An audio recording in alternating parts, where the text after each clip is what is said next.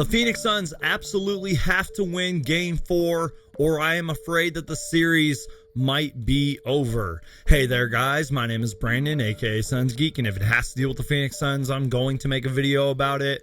That is right, you guys, the Phoenix Suns need to win Game 4. Now I understand that they could win Game 5 and kind of crawl back into the series, but they will still be down a game. I feel like that Game 3 was a lost opportunity for the Phoenix Suns, and they needed to win.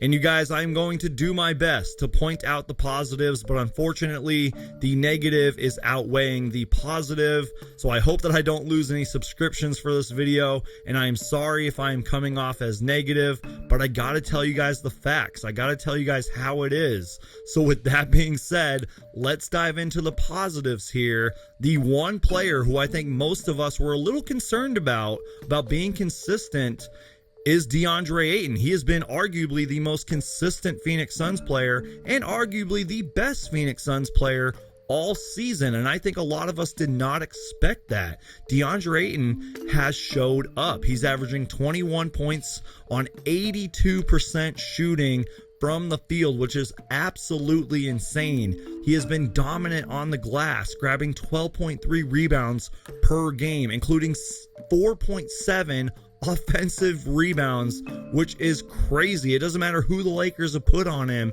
He has been solid. And speaking of somebody who has been solid, Cameron Payne has been great this series. He is the Suns' third leading scorer behind Devin Booker, who I'm going to talk about later, and DeAndre Ayton. He's averaging 24 minutes per game, 13 points per game, and 4.7 assists. He gave the Suns 19 points and 7 assists in Game 2, and in Game 3, he had 15 points, 6 assists, and 4 steals on 60% shooting from 3, and it was really him that kind of sparked that comeback late in Game 3. Cam Payne has been great. Now, unfortunately, I need to talk about the negatives. LeBron James, who kind of had a slow start to the series, really picked things up with 16 second half points to go along with 9 assists. LeBron James showed up when it mattered. The Phoenix Suns need to find a way to keep LeBron and Anthony Davis out of the paint, and Dennis Schroeder has been absolutely fantastic, basically getting anything he wants, reading the defense and just attacking and scoring at will. He has been great.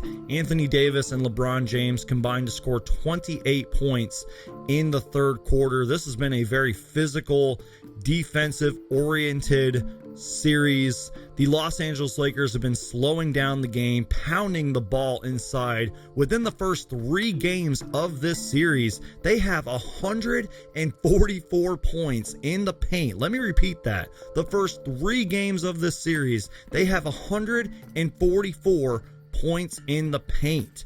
They had 58 points in the paint in Game 3, 26 points from the free throw line, and the Phoenix Suns just can't produce the same amount of points without a healthy Chris Paul, because we all know that Devin Booker and Chris Paul are the mid-range gods. The Phoenix Suns were outscored by 20 with Chris Paul in the game. The Phoenix Suns bench has basically been non-existent. Monty Williams was asked what he'd like to see out of the bench, and he said, and I quote, "Hoop, I don't want them coming out being timid. The bench has won games for us this year, and I'm looking for that right now," close quote. The Phoenix Suns have been a really bad third quarter team in this series. The Suns have only scored 63 points through 3 quarters this series. And you guys, I understand that Jay Crowder plays great defense and he's a great veteran presence, and he has done a lot of great things for this Suns team this year, but I have to pick on Jay Crowder right now, you guys. He has been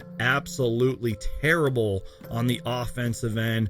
Through 3 games, he's averaging 29 minutes per game, only averaging 8 points, 4 rebounds, 2.3 assists per game, and 4 fouls. He's shooting 39% from 3, and he is 2 for 20, which is 10% in this series. But you guys, it's not even just Jay Crowder. Cam Johnson needs to be an impact. Mikal Bridges needs to get it going offensively. And you could argue that Mikal Bridges' defense needs to be better. I understand that he's guarding LeBron James, but he needs to be better. He has been invisible out there. The Phoenix Suns need to let it fly and just start shooting. Space the floor for Devin Booker and DeAndre Ayton. There are so many things that this Phoenix Suns team needs to do if they want to come back in this series. I mean, Kyle Kuzma and KCP and Wesley Matthews, they haven't been shooting well either, but could you imagine if they were? The Suns might be down 3 games if the Lakers bench was playing better.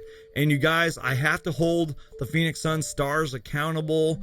Even though Devin Booker is averaging, I think, 28 points per game this series, Devin Booker needs to be better. And one area that he can improve on is the leadership. I understand that Dennis Schroeder might have, thrown the first blow before Devin Booker got ejected, but that foul was a bad foul on Dennis Schroeder. I know that it was late in the game and everything, but that definitely deserved an ejection. Devin Booker needs to be a better leader, and he has shown a lot of leadership throughout the years, but he needs to be better. He loses his temper sometimes at the wrong times. He's averaging 4.7 turnovers per game. This is something that he has struggled with a lot this year. At one point earlier in the season, he was leading the league in turnovers. He's only shooting 28% from 3. And you guys, in my opinion, Devin Booker just needs to be even more aggressive and take the first shot that is presented to him. Keep trying to get to the free throw line and draw fouls.